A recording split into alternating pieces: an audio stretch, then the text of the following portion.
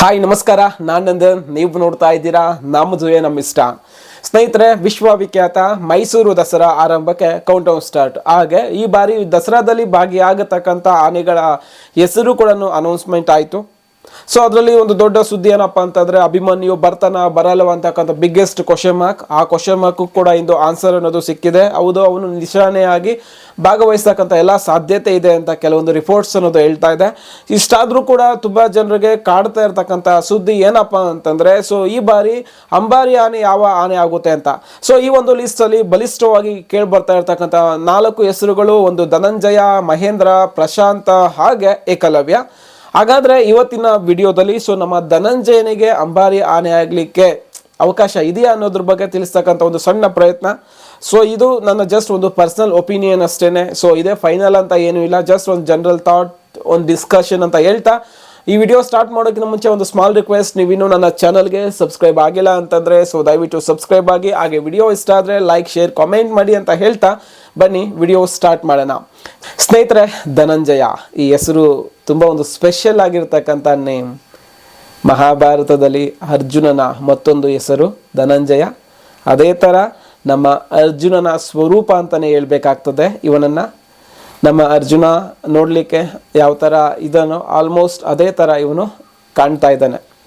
ಇವನ ವಯಸ್ಸು 45 ವರ್ಷ, ಎತ್ತರ 9 ಅಡಿ 10 ಇಂಚು, ತೂಕ ಕಳೆದ ದಸರಾದಲ್ಲಿ 5650 kg ಇದ್ದ. ಸೊ ಇದರ ಮಾವುತ ಬಂದು ಭಾಸ್ಕರ್ ಅವರು. ಸೊ ದುಬಾರೆ ಆನೆ ಶಿಬಿರದಿಂದ ವಿಶ್ವವಿಖ್ಯಾತ ಮೈಸೂರು ದಸರಾದಲ್ಲಿ ಭಾಗಿಯಾಗಲು 9ನೇ ಬಾರಿ ಬರ್ತಾ ಇದ್ದಾನೆ.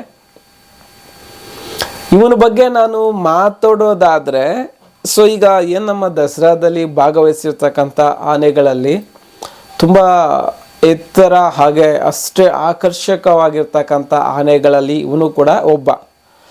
ಅದ್ಭುತವಾಗಿರ್ತಕ್ಕಂಥ ದಂತಗಳು, ವಿಶಾಲವಾಗಿರ್ತಕ್ಕಂಥ ಹಣೆಯ ಭಾಗ, ಅದ್ಭುತವಾಗಿರ್ತಕ್ಕಂಥ ದೇಹದ ರಚನೆ, ಹಾಗೆ ಗಜಗಾಂಭೀರ್ಯದ ನಡಿಗೆ ಸೊ ನಮ್ಮ ಧನಂಜಯನಲ್ಲಿದೆ. ಸೊ ಆರಂಭದಲ್ಲಿ ಇವನು ಸಾಲಾನೆಯಾಗಿ, ತದನಂತರ ಪಟ್ಟದ ಆನೆಯಾಗಿ, ಹಾಗೆ ನಿಶಾನೆ ಆನೆಯಾಗಿ ತನ್ನ ಜವಾಬ್ದಾರಿಯನ್ನು ಯಶಸ್ವಿಯಾಗಿ ನಿರ್ವಹಿಸಿದ್ದಾನೆ. ಸೊ ಇವನಿಗೆ ಕೊಟ್ಟಿರ್ತಕ್ಕಂಥ ಎಲ್ಲ ರೆಸ್ಪಾನ್ಸಿಬಿಲಿಟೀಸ್ ಸಕ್ಸಸ್ಫುಲ್ ಆಗಿ ಕಂಪ್ಲೀಟ್ ಮಾಡಿದ್ದಾನೆ. ಆ್ಯಂಡ್ ಫೈನಲಿ ಸೊ ಒಂದು ಆಪರ್ಚುನಿಟಿಗೋಸ್ಕರ ಇವನು ಕಾಯ್ತಾ ಇದ್ದಾನೆ. ಸೊ ಅದು ಏನಪ್ಪ ಅಂತಂದರೆ ಅಂಬಾರಿ ಆನೆ. ಸ್ನೇಹಿತರೆ, ಸೊ ಧನಂಜಯನ ಆಲ್ಮೋಸ್ಟ್ ತುಂಬ ಜನ ನೋಡಿರ್ತೀರ. ತುಂಬ ಸೌಮ್ಯ ಸ್ವಭಾವದ ಆನೆ. ಸೊ ನೋಡಲಿಕ್ಕೆ ತುಂಬ ಚೆನ್ನಾಗಿದ್ದಾನೆ. ಮೇಯ್ನಾಗಿ ಇವನ ಒಂದು ಬಾಡಿ ಸ್ಟ್ರಕ್ಚರ್. ಆ್ಯಂಡ್ ನಾನು ತುಂಬ ಜನ ಕೇಳಿರೋ ಪ್ರಕಾರ ಸೊ ಧನಂಜಯನಿಗೆ ಅಂಬಾರಿ ಆನೆ ಆಗಲಿಕ್ಕೆ ಬೇಕಾಗಿರ್ತಕ್ಕಂಥ ಎಲ್ಲ ಕ್ವಾಲಿಟೀಸ್ ಅನ್ನೋದು ಇದೆ ಅಂತ. ಸೊ ಮೇಯ್ನಾಗಿ ಆ ಎತ್ತರ ಆಗಿರ್ಬೋದು, ದೇಹದ ಉದ್ದ ಮೇಯ್ನ್. ಸೊ ಇದು ಮೋಸ್ಟ್ ಕ್ರೂಷಿಯಲ್ ಅಂತಲೇ ಹೇಳ್ಬೇಕಾಗ್ತದೆ.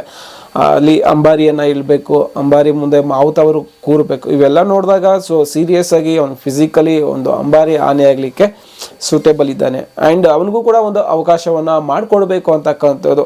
ನಾನು ಒಂದು ಮ್ಯಾಟ್ರನ್ನ ಹೇಳ್ತೀನಿ, ಎಲ್ಲ ಆನೆಗಳು ಕೂಡ ನಮ್ಮ ಆನೆಗಳೇ. ಸೊ ಅದು ಮಹೇಂದ್ರ ಆಗಿರ್ಬೋದು, ಏಕಲವ್ಯ ಆಗಿರ್ಬೋದು, ಪ್ರಶಾಂತ ಆಗಿರ್ಬೋದು, ಸೊ ಧನಂಜಯ ಆಗಿರ್ಬೋದು. ಯಾವ ಆನೆಗೆ ಅವಕಾಶ ಸಿಕ್ಕರೆ 100% ನನಗಂತೂ ಖುಷಿ, ಎಲ್ಲರಿಗೂ ಕೂಡ ಖುಷಿ ಆಗುತ್ತೆ. ಅಂದರೆ ಸೊ ಕಾಮನ್ ಆಗಿ ಈ ಡಿಸ್ಕಷನ್ ಬಂತಲ್ವಾ, ಸೊ ಅದಕ್ಕೋಸ್ಕರ ಏನಪ್ಪ ಅಂತಂದರೆ ಸೊ ನಾನು ಮಾತಾಡ್ತಾ ಇದ್ದೀನಿ ಅಷ್ಟೇ. ಅಂದರೆ ಯಾವೆಲ್ಲ ಆನೆಗಳಿಗೆ ಒಂದು ಅವಕಾಶ ಸಿಗ್ಬೋದು ಅಂತ.